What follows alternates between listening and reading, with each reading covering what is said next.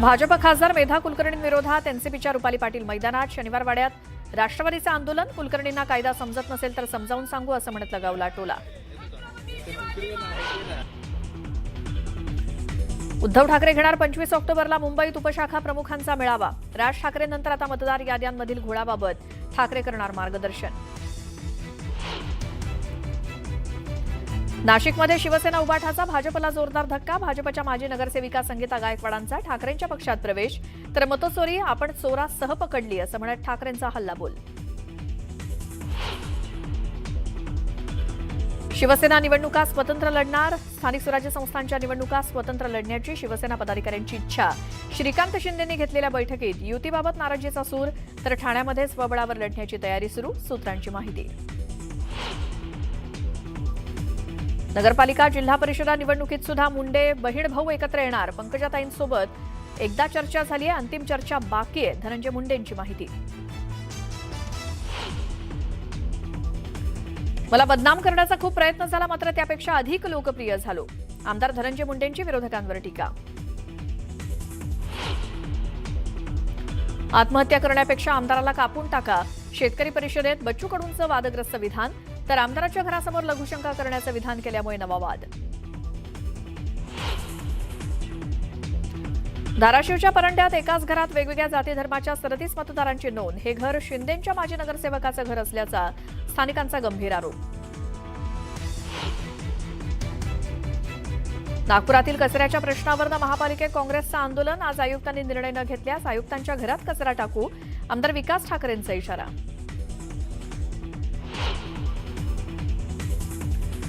आणि पंतप्रधान नरेंद्र मोदींची नौदलाच्या जवानांसोबत दिवाळी. गोव्यात आयएनएस विक्रांतवरती जवानांना मार्गदर्शन करत दिल्या शुभेच्छा.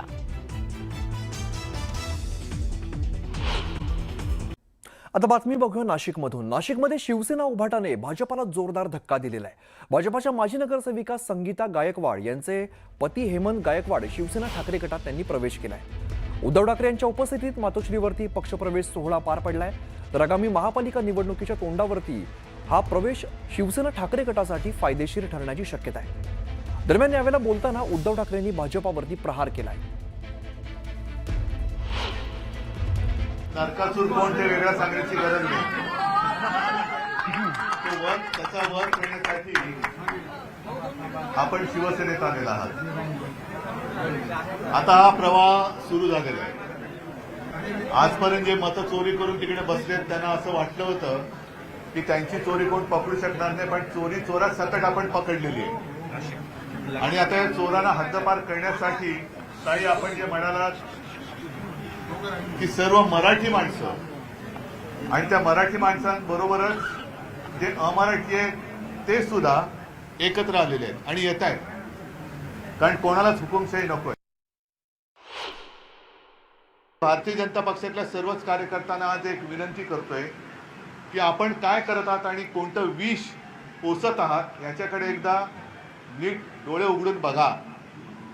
आणि इतिहासामध्ये आपण या पापाचे धनी म्हणून आपली नोंद होऊ देऊ नका. हीच त्यांना मी दिवाळीच्या निमित्ताने शुभेच्छा आणि एक नम्र विनंती करतोय. दरम्यान उद्धव ठाकरे उपशाखा प्रमुखांचा मेळावा घेणार आहेत आणि त्या येत्या 25 ऑक्टोबर रोजी मुंबईमध्ये उपशाखा प्रमुखांचा मेळावा पार पडणार आहे. मतदार याद्यांमधील घोळासंदर्भात उद्धव ठाकरे मार्गदर्शन करणार आहेत. तर राज ठाकरे यांच्यानंतर आता उद्धव ठाकरे यांनी सुद्धा हा मेळावा बोलवलेला आहे. दरम्यान उपमुख्यमंत्री एकनाथ शिंदेंनी ठाकरे बंधूंना टोला लगावलेला आहे. पूर्वी भाऊबंदकी नाटक गाजलेलं होतं, मात्र आता मनोमिलन या नाटकाचं जोरदार प्रमोशन सुरू असल्याचा टोला राज आणि उद्धव ठाकरेंना लगावलाय. अंबरनाथमधील एका कार्यक्रमात शिंदेंनी जोरदार फटकेबाजी केली.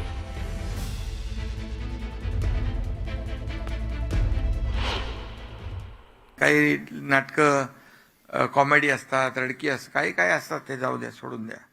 पण पूर्वी भाऊबंदकी नाटक खूप गाजलं होतं.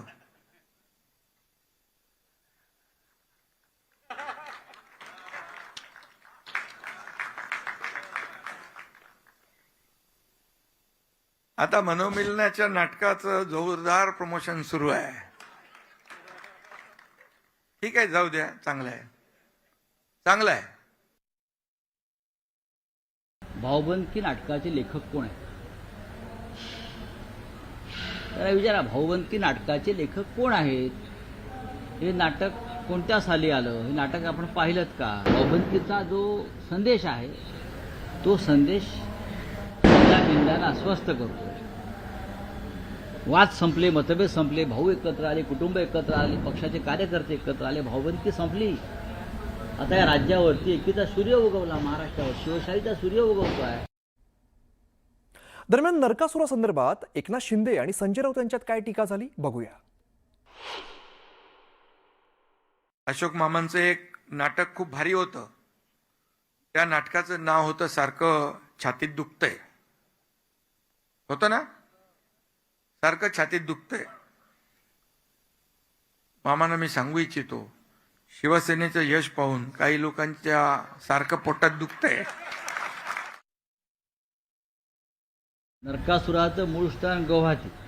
त्याच्यामुळे हे जे नरकासूर इकडले आहे, जे गुवाहाटीला जाऊन पूजा करतात त्या नरकासुराची, बरं का, तर त्यांचं हे बॉडी पेन होणारच त्यांना.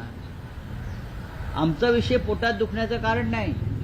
आमच्या कोणाच्या पोटात छातीत काही दुखत नाही. आम्ही ठणठणीत तंदुरुस्त आहोत. पण आज त्यांची जयंती आहे. आज एकनाथ शिंदे यांची जयंती आहे. गुवाहाटीला त्यांना जावं लागेल कदाचित.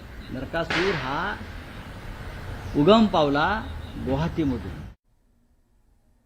राज ठाकरे आणि उद्धव ठाकरे एकत्र आले पाहिजेत ही बाळासाहेब ठाकरेंची इच्छा होती. मात्र बाळासाहेब जिवंत असताना ते एकत्र आले नाहीत. आता मात्र सत्तेसाठी दोन भाऊ एकत्र आलेत अशी टीका रवी राणांनी केलेली आहे. त्यांचे राजकीय सोंग असल्याची टीका रवी राणा यांनी केली आहे. राज ठाकरे उद्धव ठाकरे एकत्र आले पाहिजे ही बाळासाहेबांची इच्छा होती. आज बाळासाहेब हिंदू हृदय सम्राट यात नाही आहे. सगळ्यांच्या हृदयामध्ये बाळासाहेब. पण ज्या बाळासाहेबांनी हिंदू विचाराला पुढे नेऊन काम केलं, त्यांची मनापासून एकत्र होती. राज आणि उद्धव ठाकरे एकत्र आले पाहिजे. पण बाळासाहेब नसताना हे एकत्र आले नाही. आता खऱ्या अर्थानं मजबुरीने आज एकत्र त्यांना यावं लागलं सत्तेसाठी. मला असं वाटतं की जसं प्रॉपर्टीच्या हिस्से वाटण्यासाठी काही भाऊ एकत्र येतात, तसे राजकीय पुढे शिकण्यासाठी, राजकीय सत्ता मिळवण्यासाठी हे दोघं भाऊ एकत्र आलेले आहेत. आणि उद्धव ठाकरेंचा चेहरा राज ठाकरे पसंत करत नव्हते. एवढी त्यांच्यामध्ये कटुता होती, एवढी वेगळ्या दिशेनं त्यांचा प्रवाह चालला होता की वेगवेगळे पक्ष त्यांनी स्थापन केले. आणि आज अचानक एवढं प्रेम काय, फक्त सत्तेसाठी. पण कुठल्याही प्रकारे मुंबई महानगरपालिकेवर भाजपचा झेंडा फडकणार आहे. एक हाती सत्ता भाजपची, भाजपचा महापौर होईल, याच्यात काही शंका नाही आहे. हे राज ठाकरे उद्धव ठाकरेंचं सोंग संपूर्ण महाराष्ट्राला माहिती. इलेक्शनचे खूप अगोदर आले असते. बाळासाहेब ठाकरेजींचं निधन झाल्यानंतर जर एकत्रित आले असते तर विचारांसाठी ते एकत्रित आले आहेत ते म्हणू शकले असते. पण आज जे एकत्रित येत आहे, घर में कुछ नहीं रहा और अंधेरा हो गया तो अब निकले हैं उजाला करने.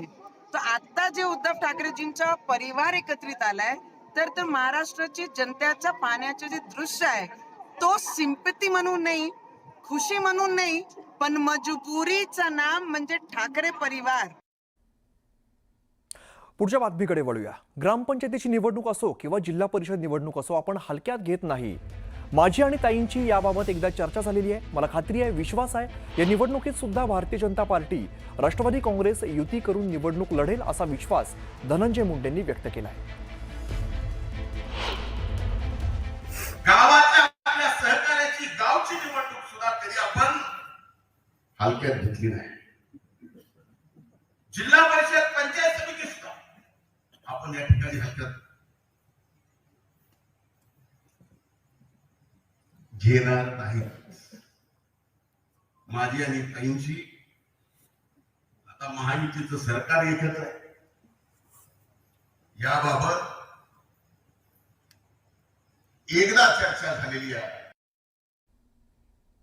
जेवढं बदनाम करायचा प्रयत्न केला त्यापेक्षा जास्त परमेश्वरानं लोकप्रिय केलं असं वक्तव्य माजी मंत्री धनंजय मुंडेंनी केलंय. मन साफ असेल तर नियती सुद्धा आपल्या सोबत राहते असं म्हणत त्यांनी विरोधकांना टोला लगावलाय. शेवटी नियतीला काय मान्य असतं. आपली जर साफ मन असेल तर नियती सुद्धा आपल्या सोबत राहते. मी हे कायम म्हणतो, जेवढं बदनाम करायचा प्रयत्न केला त्याच्यापेक्षा जास्त न बोलता परमेश्वराने लोकप्रिय मंत्री नसता. पुढची महत्वाची बातमी. बुलढाणा जिल्ह्यातील राज्यव्यापी शेतकरी परिषदेमध्ये बच्चू कडूंनी वादग्रस्त विधान केलेलं आहे. आत्महत्या करण्यापेक्षा एखाद्या आमदाराला कापून टाका असं वक्तव्य त्यांनी केलंय. एवढ्यावरच ते थांबले नाही तर स्वतःला मारण्यापेक्षा आमदाराच्या घरासमोर जाऊन विवस्त्र होऊन बसा, अंगावरती कपडे ठेवू नका, रोज आमदाराच्या घरासमोर जाऊन लघुशंका करा असं विधान बच्चू कडू यांनी केलेलं आणि त्यामुळे राज्यात पुन्हा एकदा शेतकऱ्यांच्या प्रश्नावरती बोलताना संताप व्यक्त केलाय. महाराष्ट्रावर फिरलोय आणि जर आपला कापूस 3,000 विका लागला तर काय कराल तुम्ही? सगळे शांत आत्महत्या करून लागा गाडी धंदा लावले. अरे तू मलापेक्षा एखाद्याने मारून टाक ना. एखादा आमदार तरी कापला ना, आम्हीच सांगतो आत्महत्या करायची वेळच येणार नाही. पण हे जातो मरतोय. जाऊन बसलं तरी का नाही, आत्महत्या केल्यापेक्षा त्या आमदाराच्या घरासमोर पूर्ण कपडे काढून बसायचं, कपडे ठेवायचे नाही आणि सहाच्या घराच्या समोरून जाऊन मुताचं. काय फरक आहे? मेल्यापेक्षा परवडत नाही का? हे हा धिंगाणा जर सुरू केला ना तर सांगतोय मुतल्यानं काय पाहतो सरकार. मग हे काम बच्चू कडून करावं ना. शेतकऱ्याला आणखी ना तुम्हाला काय त्यांच्यावर गुन्हे दाखल करायचे का? स्वतः करा. एखाद्याबद्दलचं स्टेटमेंट देत असताना कमीत कमी ह्याची भान तर ठेवा की आपण काय बोलतोय. शेतकरी त्याच्या अडचणीत, त्याला खून करायला लावणार का आता? ही पद्धत असते का काही? सरकारच्या विरोधात काय बोलायचं तो भाग त्याचा अधिकार आहे, त्यांनी ते बोलावंच. शेतकऱ्यांनी आमदाराचा खून करावा, मग तुम्ही करा ना. शेतकरी तुमच्या पाठीशी उभे राहतील, तुम्ही करा.